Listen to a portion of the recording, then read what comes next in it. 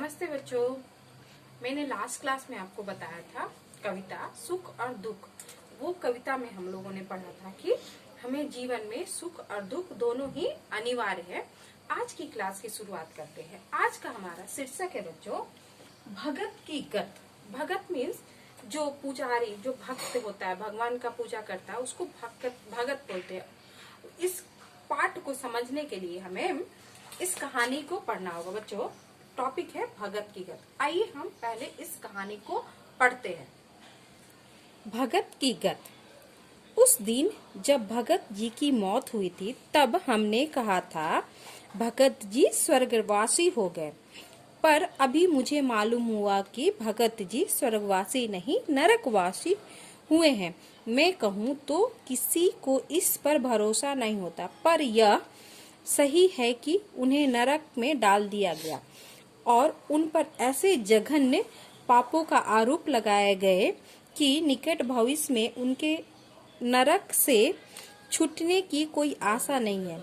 हम अब हम उनकी आत्मा की शांति की प्रार्थना करें तो भी कुछ नहीं होगा। बड़ी से बड़ी शोक सभा भी उन्हें नरक से नहीं निकाल सकती। सारा मोहल्ला अभी याद करता है कि भगत जी मंदिर में आधी रात तक भजन करते थे। हर दो तीन दिनों में वे किसी समर्थ श्रद्धालु से मंदिर में लाउड स्पीकर लगवा देते थे और उसी पर अपनी मंडली समेत भजन करते। पर्व पर तो 24 घंटे लाउड स्पीकर पर अखंड कीर्तन होता। एक दो बार मोहल्लों वालों ने इस अखंड कोलाहल का विरोध किया तो भगत जी ने भक्तों की भीड़ जमा ली और दंगा कराने पर उतारू हो गए। वे भगवान के लाउड स्पीकर पर प्राण देने और प्राण लेने पर तुल गए। ऐसे ईश्वर भक्त जिन्होंने अरबों बार भगवान का नाम लिया नरक में भेजे गए, और आजमिला जिसने एक बार भूल से भगवान का नाम ले लिया था अभी भी स्वर्ग में मजे लूट रहा। अंधेर कहाँ नहीं है। भगत जी बड़े विश्वास से उस लोक पहुँचे। बड़ी देर तक यहाँ वहाँ घूमकर देखते रहे। फिर एक फाटक पर पहुंचकर चौकीदार से पूछा, स्वर्ग का प्रवेश द्वार यही है ना? चौकीदार ने कहा, हाँ यही है। वे आगे बढ़ने लगे तो चौकीदार ने रोका। प्रवेश पत्र यानी टिकट दिखलाइए पहले। भगत जी को क्रोध आ गया। बोले, मुझे भी टिकट लगेगा यहाँ? मैंने कभी टिकट नहीं लिया। सिनेमा में बिना टिकट देखता हूँ और रेल में भी बिना टिकट बैठता हूँ। कोई मुझसे टिकट नहीं मांगता। भगत जी दफ्तर में पहुँचे। वहाँ कोई बड़े देवता फाइलों में बैठे थे। भगत जी ने हाथ जोड़कर कहा, आहा, मैं पहचान गया, भगवान कार्तिकेय विराजे हैं। फाइल से सिर उठाकर उसने कहा, मैं कार्तिकेय नहीं हूँ, झूठी चापलूसी मत करो। जीवन भर वहाँ तो कुकर्म करते रहे और यहाँ आकर हे करते हो। नाम बताओ। भगत जी ने नाम बताया, धाम बताया। उस अधिकारी ने कहा, तुम्हारा मामला बड़ा पेचीदा है। हम अभी तय नहीं कर पाए कि तुम्हें स्वर्ग दे या नरक। तुम्हारा फैसला खुद भगवान करेंगे। भगत जी ने कहा, मेरा मामला तो बिल्कुल सीधा है। मैं 16 आने धार्मिक आदमी हूँ। नियम से रोज भगवान का भजन करता रहा हूँ। कभी झूठ नहीं बोला हूँ और कभी चोरी नहीं की।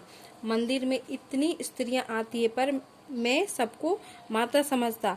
मैंने कभी कोई पाप नहीं किया। मुझे तो आंख मूंद कर आप स्वर्ग भेज सकते हैं। अधिकारी ने कहा, भगत जी, आपका मामला इतना सीधा नहीं है जितना आप समझ रहे हैं। परमात्मा खुद उसमें दिलचस्पी दिखा रहे हैं।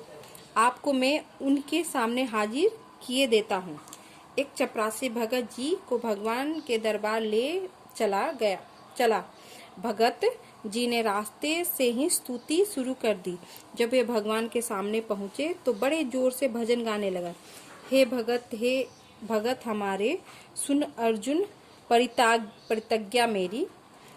यह व्रत टरे न टारे, भजन पूरा करके गदगद वाणी से बोले, आहा, जन्म जन्मांतर की मनोकामना आज पूरी हुई। प्रभु अपूर्व रूप है आपका। जितनी फोटो आपकी संसार में चल रही है उनमें से किसी से नहीं मिलती। भगवान स्तुति से बोर हो गए हैं। रुखाई में बोले, अच्छा ठीक है, अब क्या चाहते हो सो बोलो। भगत जी ने निवेदन किया, भगवान आपसे क्या छिपा है, आप तो सबकी मनोकामना जानते। प्रभु मुझे प्रभु ईश्वर में कोई अच्छी सी जगह दिला दीजिए। प्रभु ने कहा, तुमने ऐसा क्या किया है जो तुम्हें स्वर्ग मिले। भगत जी ने इस प्रश्न से चोट लगी। भगत जी को इस प्रश्न से चोट लगी। जिसके लिए इतना किया वही पूछता है कि तुमने ऐसा क्या किया। भगवान का क्रोध करने से क्या फायदा। यह सोचकर भगत जी गुस्सा पी गए। दीन भाव से बोले, मैं रोज आपका भजन करता हूँ। भगवान ने पूछा, लेकिन लाउड स्पीकर क्यों लगाते हो। भगत जी ने सहज भाव से बोला, उधर सभी लाउड स्पीकर लगाते हैं, सिनेमा वाले, मिठाई वाले, काजल बेचने वाले सभी उसका उपयोग करते हैं, तो मैंने भी कर दिया। भगवान ने कहा, वे तो अपनी चीजों को विज्ञापन करते, तुम क्या मेरा विज्ञापन करते थे। मैं क्या कोई बिकाऊ माल हूँ। भगत जी प्रसन्न रह गए। सोचा, भगवान होकर कब कैसी बातें करते हैं। भगवान ने पूछा, मुझे तुम अंतर्यामी मानते हो ना। भगत जी बोले, जी हाँ। भगवान ने कहा, फिर अंतर्यामी को सुनाने के लिए लाउड स्पीकर क्यों लगाते थे। मैं क्या बहरा हूँ। यह सब देवता मेरी हंसी उड़ाते हैं। मेरी पत्नी तक मजाक बंद करती है कि यह भक्त तुम्हें बहरा समझता है। भगत जी ने जवाब नहीं दे सके। भगवान को और गुस्साया। वे कहने लगे, तुमने कई साल तक सारे मोहल्ले के लोगों को तंग किया। तुम्हारे कोलाहल के मारे वे ना काम कर सकते थे, ना चैन से बैठ सकते थे और ना सो सकते थे। उनसे में आधे तो तुमसे घृणा करने लगे। सोचते हैं, अगर भगवान न होता तो यह भक्त इतना हल्ला न मचाता। तुमने मुझे इतना बदनाम किया। भगत ने साहस बटोरकर कहा, भगवान आपका नाम लोगों के कानों में जाता था, यह तो उनके लिए अच्छा ही था, उन्हें अनायास पुण्य मिल जाता था। भगवान को भक्त की मूर्खता पर तरस आ गई। पता नहीं यह परंपरा कैसी चली आ रही कि भक्त का मूर्ख होना जरूरी है। और किसने मुझसे कहा कि मैं चापलूसी करता हूँ। तुम क्या यह समझते हो कि तुम मेरी स्तुति करोगे तो मैं किसी बेवकूफ अफसर की तरह खुश हो जाऊंगा। मैं इतना बेवकूफ नहीं हूँ भगत जी कि तुम जैसे मूर्ख मुझे चला ले।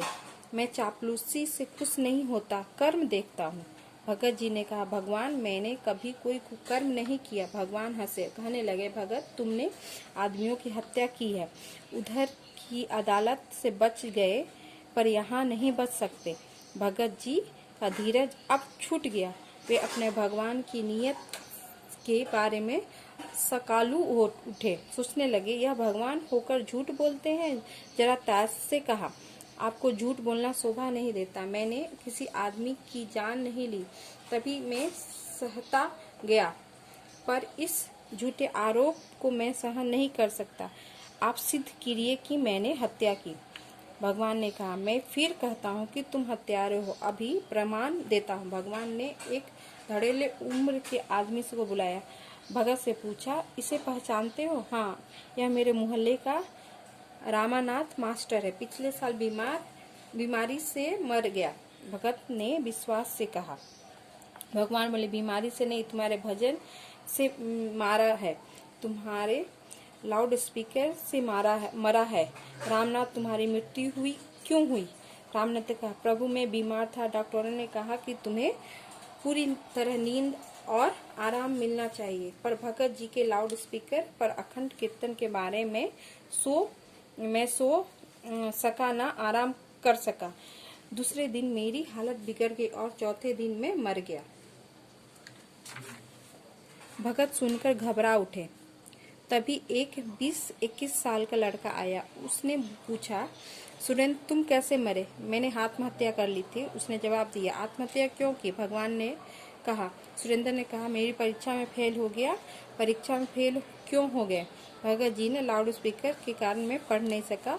मेरा घर मंदिर के पास ही था।